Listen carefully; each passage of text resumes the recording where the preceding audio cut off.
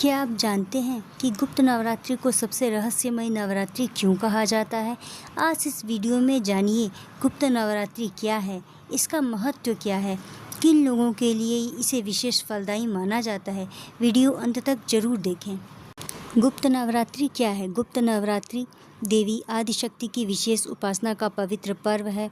यह वर्ष में 2 बार माघ और आषाढ़ के शुक्ल पक्ष की प्रतिपदा से नवमी तक मनाई जाती है। इसे गुप्त इसलिए कहा जाता है क्योंकि इस दौरान की जाने वाली साधना, जप, तप और उपासना सामान्य रूप से सार्वजनिक नहीं की जाती है, बल्कि श्रद्धा, एकाग्रता के साथ गुप्त रूप से की जाती है।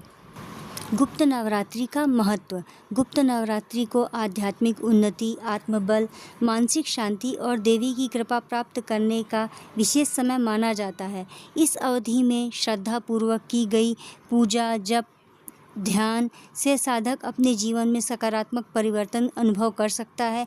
कई परंपराओं में इस समय 10 महाविद्याओं की उपासना का भी विशेष महत्व है। गुप्त नवरात्रि क्यों मनाई जाती है?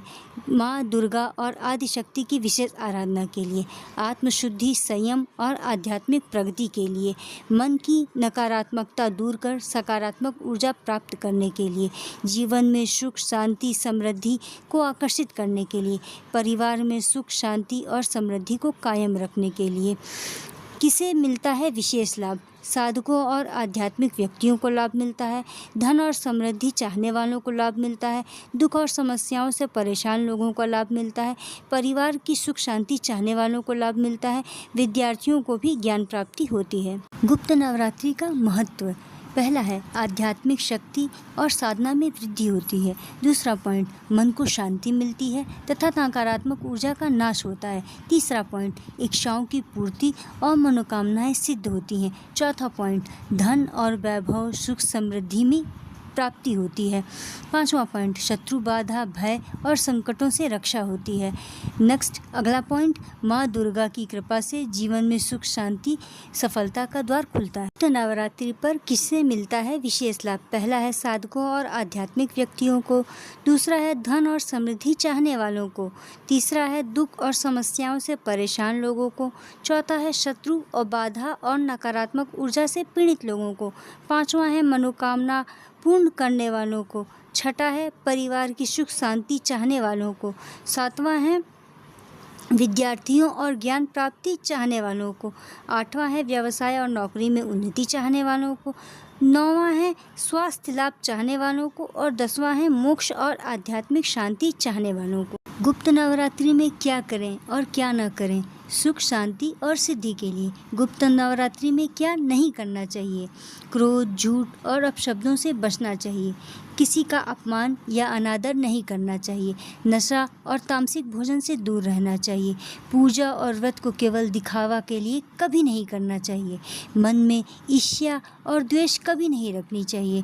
गुप्त नवरात्रि में क्या करना चाहिए? प्रतिदिन स्नान करके माँ दुर्गा का पूजन करना चाहिए। दुर्गा सप्तशती, दुर्गा चालीसा, देवी मंत्रों का श्रद्धापूर्वक पाठ करना चाहिए। सात्विक भोजन ग्रहण करें। यथासंभव संयम रखें। दीपक जलाकर माता से परिवार की सुख शांति व समृद्धि की प्रार्थना करें। ज़रूरतमंद लोगों की सहायता करें और दान पुण्य करें। गुप्त नवरात्रि करने से जीवन में अद्भुत परिवर्तन होता है। तो चलिए आज हम बात करते हैं गुप्त नवरात्रि के लाभों की। पहला लाभ, मन को शांति मिलती है, सकारात्मक ऊर्जा मिलती है। दूसरा लाभ, आत्मविश्वास और आध्यात्मिक शक्ति बढ़ती है। तीसरा लाभ, घर में सुख, शांति, सौहार्द का वातावरण बना रहता है। चौथा लाभ, भक्ति और साधना के प्रति मन स्थिर होता है। अगला लाभ, जीवन में शुभ कार्यों के लिए प्रेरणा और उत्साह मिलता है। निष्कर्ष रूप में हम ये कह सकते हैं कि यह केवल व्रत या पूजा का पर्व नहीं है, बल्कि आत्मचिंतन, संयम और देवी आदिशक्ति के प्रति समर्पण का पावन अवसर है। सच्ची श्रद्धा, सदाचार और नियम से किया गया यह व्रत जीवन में सुख, शांति व समृद्धि का मार्ग प्रशस्त करता है। आशा है आपको गुप्त नवरात्रि की यह जानकारी पसंद आई होगी। अगर वीडियो उपयोगी लगा है तो इसे लाइक करें, अपने परिवार और मित्रों के साथ साझा करें। ऐसी ही सनातन धर्म और ज्योतिष से जुड़ी महत्वपूर्ण जानकारी के लिए हमारे चैनल को सब्सक्राइब करना न भूलें। जय माता दी।